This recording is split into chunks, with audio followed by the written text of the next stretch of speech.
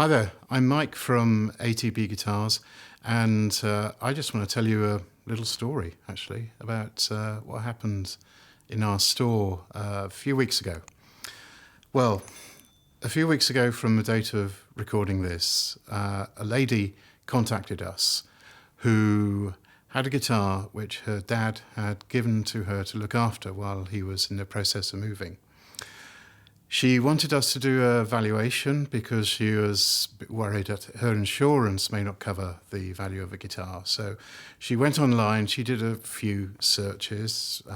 It's a Gibson Les Paul. And she came up with an approximate value, she thinks, of maybe £5,000, which is about $6,500 US. So she contacted us for a more accurate valuation, and she sent through some photos, which I told her to do. The photos arrived, and they were awful photos. They were very blurry, not very detailed. They were taken at a really weird angle as well, and it made it look like the inlays were off-center. The fingerboard looked like it wasn't rosewood or ebony or anything at all. It was almost white in places.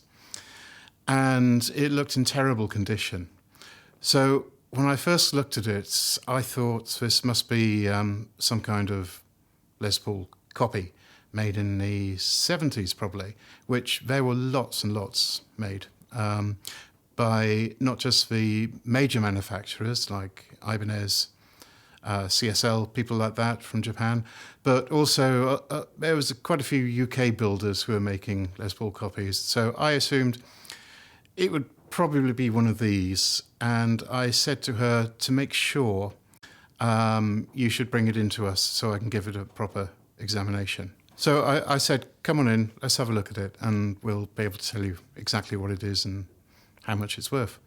So she made an appointment for a couple of weeks later, and she came in with a guitar, and what she was carrying was this, which I'm going to show you now. When I first saw this, I thought, okay, so this looks interesting now. So it went from being possibly a fake, possibly some kind of copy, to seeing a 1950s Cali Girl case, thinking, yes, this could be interesting. So she brought it in, we opened up the case, and I'll show you what we discovered when we lifted the lid.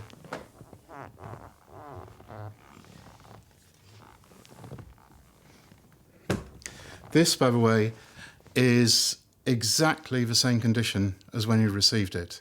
We haven't done anything to it, we haven't cleaned it up, we haven't done any kind of refurbishment on it at all. This is exactly how it came to us, and it became apparent fairly quickly that this is a real Les Paul Standard from 1958 through 1960. This one in particular is what's referred to as a 00 burst, which is one of the more desirable incarnations of a Les Paul burst. 00 meaning that it was actually made in very early 1960, but has still all the 1959 attributes on it, such as the nice 1959 neck profile. It has the amber bonnet knobs, it has paths, which in this case are one double white, as you can see, and a zebra in the neck. The bad news is, and this is what I told her, is it is in terrible condition. In fact, I don't think I've seen one in such bad condition as this one is in. The story is, her dad bought this in 1967 for £50 after seeing Eric Clapton play one at the Marquee in London. He went onto Melody Maker, I believe, and found a classified advert for one, negotiated with the seller and managed to buy it for £50. When he was leaving, the seller said, how are you getting home? And the buyer said, well, I'm just going to get a bus. So he said, well, you should really have a case of it. I was going to keep the case, but you can have this for free. So he gave him the original 50s Cali Bill case, which was a very good thing to have. Now, We had a good look at this, and we went through everything. We had a look inside the cavities. We blacklighted it. We gave it a great examination. It's in bad condition, but the finish is all original. There's no touch-up. There's no overspray anywhere. There's no breaks or repairs anywhere. The heel is intact. The headstock's never been broken. So it's a sound guitar, although it obviously has had quite a few modifications. Some of the modifications it's had is it's had an added Bigsby, as you can see. The bridge posts have been broken off, snapped off quite cleanly.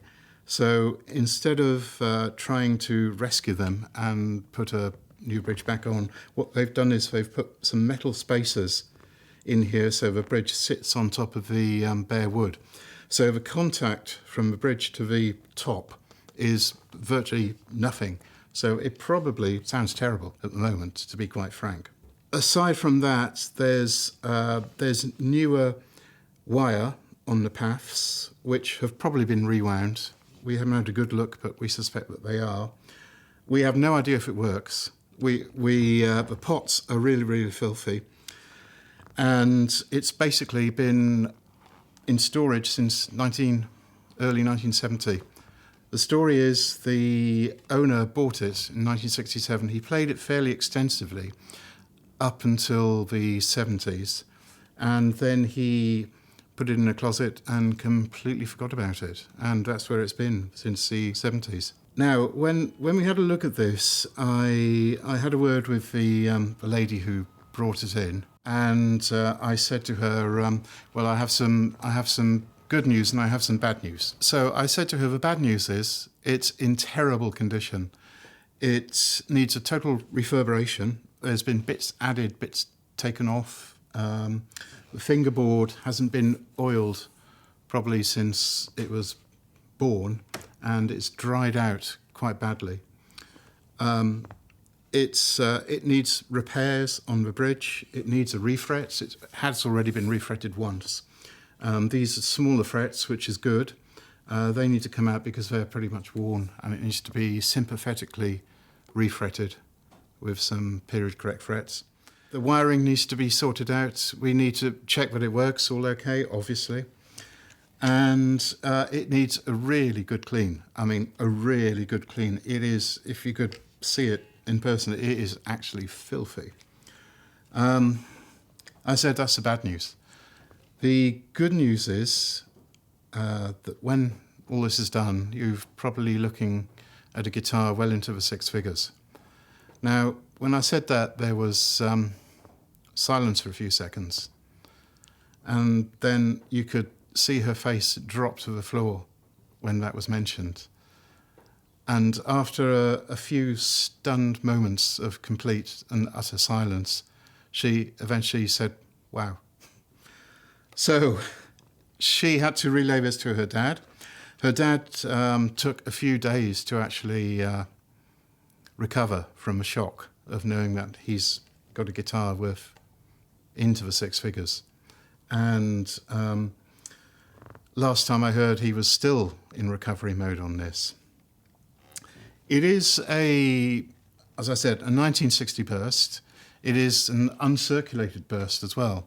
This one is serial number 00252. I've checked on the burst logs, and it's not on there. There's bursts either side of 252, but not this particular one. So it is a genuine uncirculated burst. And I don't know how often this happens to other dealers, but it certainly doesn't happen very much to us here in the UK. For somebody to walk in basically off the street with a uncirculated burst, that they have no idea the actual value of it. And probably, I would be surprised if it happened again in my lifetime. With the proliferation of the internet and all the information that is out there, it's very rare to find someone to be in this situation where they don't have a clue what the value of their guitar is. For those of you wondering, it does actually have a pickguard. The pickguard is here. It, as you can see, has been modified. There's a slide switch right in the middle, which I don't know what on earth it did, but it is the original 1960 pickguard for this guitar. But I would be surprised if anyone decides to put it back on, as it looks absolutely gorgeous with the pickguard off, and the fade which you get from the red dye being protected from the UV is lovely, I think. The other thing I should mention is, which is quite funny, the guy who owned this prior to us, he obviously was a player, and he was a player who had to get the gig done no matter what, even though he had this six-figure burst with him. So the last gig he played, he broke his D string. The only string he had to replace it was a bronze wound acoustic string, and that still is on there. So what are we going to do with this? Well, we're not quite sure at the moment. We're going to sit on it for a while, savour its condition, which it's in at the moment. We'll show it to a few people, get some photographs taken, because it's not very often something like this comes up. Then we may start the long restoration process, but whatever we do, we will make another video about it. So if you want to find out what's going to happen to this glorious instrument next, then please do subscribe, ring a bell, and you will find out the next stage of this guitar's life. If you have any questions about this, if you have any comments about what you think we should do on it, then please do comment below. And if we get enough questions or comments, we'll do a separate video answering them all for you. Okay, thanks very much for watching, and stay tuned.